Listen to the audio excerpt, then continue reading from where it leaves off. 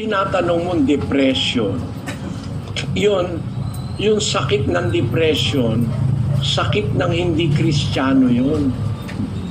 Ang Kristiyano kasi hindi dapat magkaroon ng depression eh.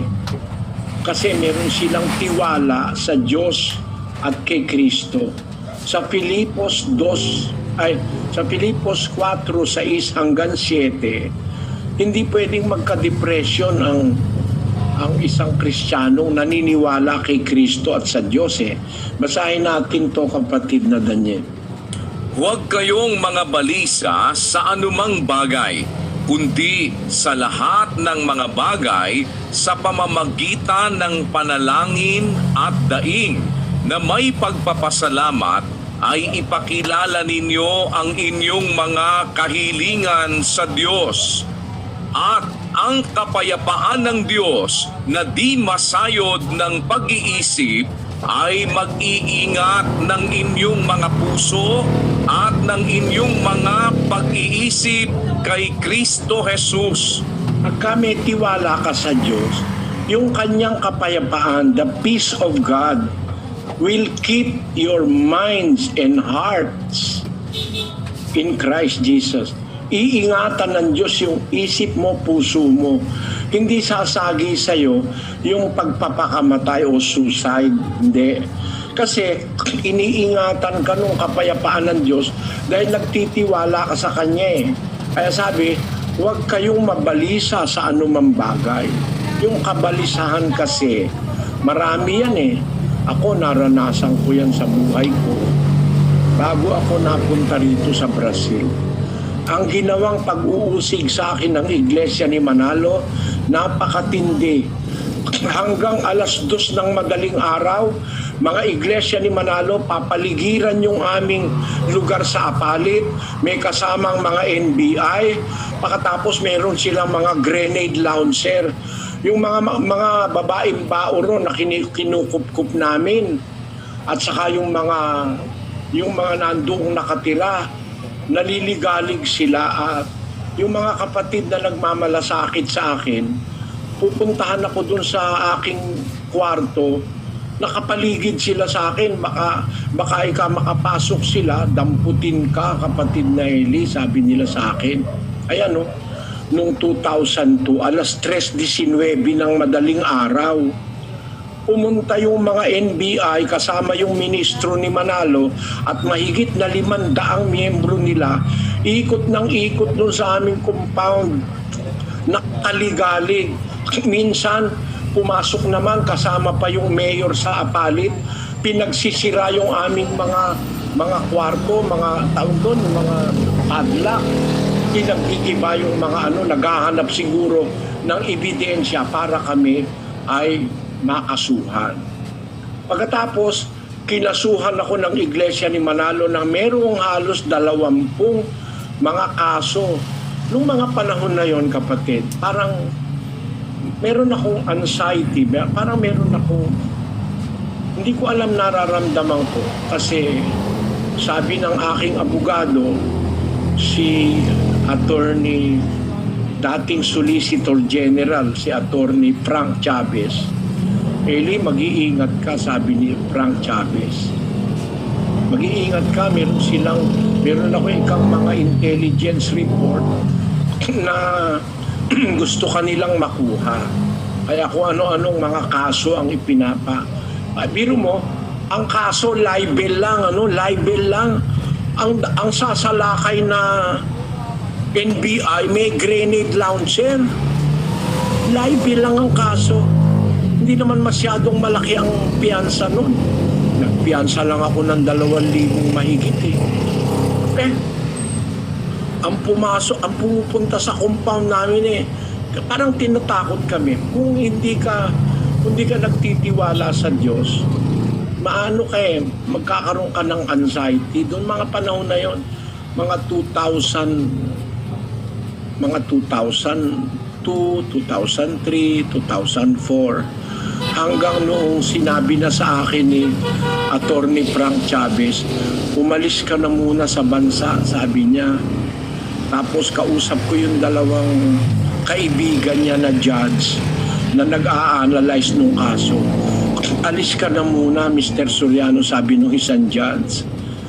Lumabas ka na muna, magpaalam ka sa korte. Nagpaalam naman ako. Umalis muna ako ng Pilipinas. Punta ako sa Hong Kong, punta ako sa Singapore, punta ako sa Macau, punta kung saan-saan para makapangaral ako. Ayoko naman kasi na hindi ako nangangaral eh. Hanggang nakarating na kami ng Brazil. Noong mga panahon na yon, kapatid, marami akong sinalungang parang mga alalahanin. Iniwan ko yung aking mga mahal sa buhay sa Pilipinas. Nakarating ako sa isang bansa na hindi ko naman alam ang wika, na parang pagka nandoon ka sa immigration, para kang isinasalang sa matinding tawag doon, interrogation. Biro mo, pagdating ko sa London, 2 oras akong nakatayo doon na ako'y nung immigration officer. Bakit daw ako pupunta sa London? Bakit daw hindi ako sa hotel tutuloy? May pera raw ba ako? Yun, mga ganon. Parang humiliation. Noong mga panahon na yun, ang bigat-bigat ng loob ko, kapatid. Pero ang sabi ng Panginoon, sa sanlibutan, meron kayong kapighatian, sabi niya. Laksan niyo ang loob. Aking dinaig ang sanlibutan, sabi ng Panginoong Jesus. Salamat sa Diyos na lagpasan ko lahat yung panggigipit ng Iglesia ni Manalo at pati ng gobyerno ng Pilipinas. Kasabwat nila ang gobyerno noon, pati sa MTRCB. Ayaw akong palabasin sa telebisyon. Ang programa ko pinipigil. Sumasagot lang naman ako sa kung ano-anong paratang at atake sa akin. Pag sumagot ako, ilalibel na ako. Papatigilin ang programa ko. Malakas kasi sila sa gobyerno noon. Pati yung sa MTRCB, malakas sila dun sa anong pangalan ng babae na yon? Sila Guardia. Malakas sila. Biro mo, patitigilin ang programa ko. Hindi ako makakapag-programa sa telebisyon. Sabi ng human rights, mali raw yan. Naalis ka ng karapatan ng freedom of speech. Mali yan, sabi ng human rights. Nanalo ako sa kaso sa human rights. Kaya lang, walang nangyari kasi malakas sila sa gobyerno. Ganon, kapatid. Huwag kayong mag-iisip ng magpapakamatay. Mga kapatid, ang hirap na dinaanan ko sa buhay. Napakarami. Sa pangangaral ko ng aral ng Panginoong Jesus, napakarami kong kaapihan na naramdaman sa mga tao, pati sa gobyerno. Pero hindi ako nawalan ng pag-asa. Ngayon, salamat sa Diyos. Hindi na nila ako maaaring basta-basta pirwisyuhin. Nasa ilalim na ako ng proteksyon ng gobyerno ng Brazil. Salamat sa Diyos. Kung magpapakamatay ako, wala nang mangyayari. Kaya ako hindi ko naiisip kahit kailan magpakamatay. Ngayon, ang tanong ng kapatid na Carol, maliligtas ba yun? Halimbawa, dahil sa depression, nagkasakit sa isip, nagpakamatay, maliligtas ba yun? Ayoko silang hatulan, kapatid. Kasi kung wala naman silang alam na aral ng Diyos, ay hindi nila alam ang aral, ang Diyos na bahalang humatul sa kanila. Sa 5:13 ng unang Korinto, ganito nakasulat doon, kapatid na Carol. Datapwat sa nanga sa labas ay Diyos ang humahatol. Alisin nga ninyo sa inyo ang masamang tao. Sa labas ng iglesia, Diyos ang humahatol. Ipagpasa Diyos natin. Hindi kasi natin alam kung ano yung nararamdaman nila, kaya sila nagpakamatay, kung ano nasa kaisipan nila, nasa puso nila. Ang Diyos Diyos na lang ang bahala sa kanila. Baka sakaling kaawaan pa sila ng Diyos dahil nakikita naman ng Diyos ang... Kasi nga mayroong mga tao, hinahatulan niya yung sarili niya, kaya nagpapakamatay na siya. Pero may babasahin ako sa yung sitas, kapatid na Carol, ano? Doon sa unang Juan 3:20, pakinggan mo itong mabuti.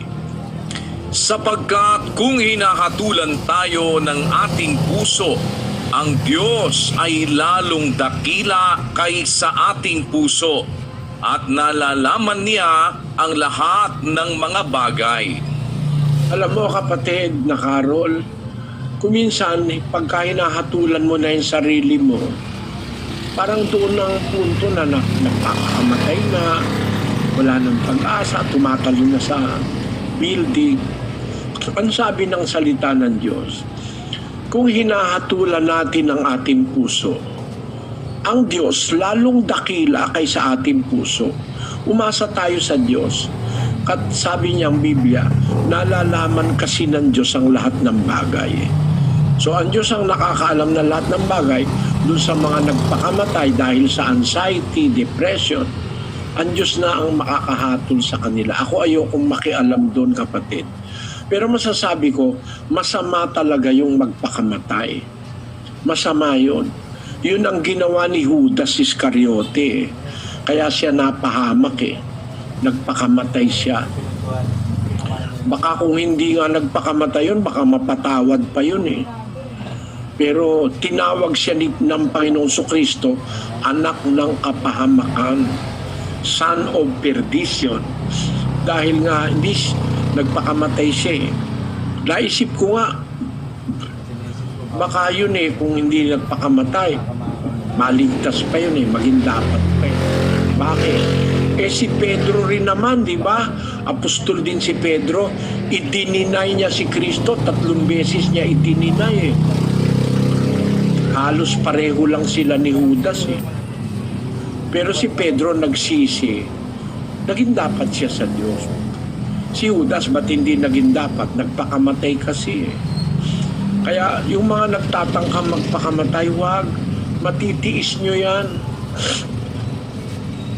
May sakit pa ako, may asthma ako mula sa pagkapata. Mula sa pagkapanganak ko, may asthma na ako Awa ng Diyos, natitiis ko mga kapatid, mga kababayan. Iba yung mayroong kang inaasahang Diyos sa buhay, hindi kanya papabayaan. Pag nagipit ka na, sasaklolo siya. Pag inaapi ka ng masyado, sasaklolo siya. Salamat sa Diyos. Sana naintindihan mo yung sagot ko sa iyo, kapatid na Carol. Maraming salamat po, Brother Eli. Actually po, pati po yung asawa ko, hindi na po siya sa INC. Mas gusto na niya po dito sa programa niyo nakikinig. Matagal na po kami hindi sumasama sa INC. At aalis na rin po kami doon. Balak po namin umaanid sa Iglesia ng Diyos. Salamat sa Diyos, kapatid na Carol. Isasama ko kayo sa aking mga panalangin na sana kayong mag-asawa ay gabayan ng Diyos sa inyong gagawing desisyon. At ngayon naman po ay puntahan natin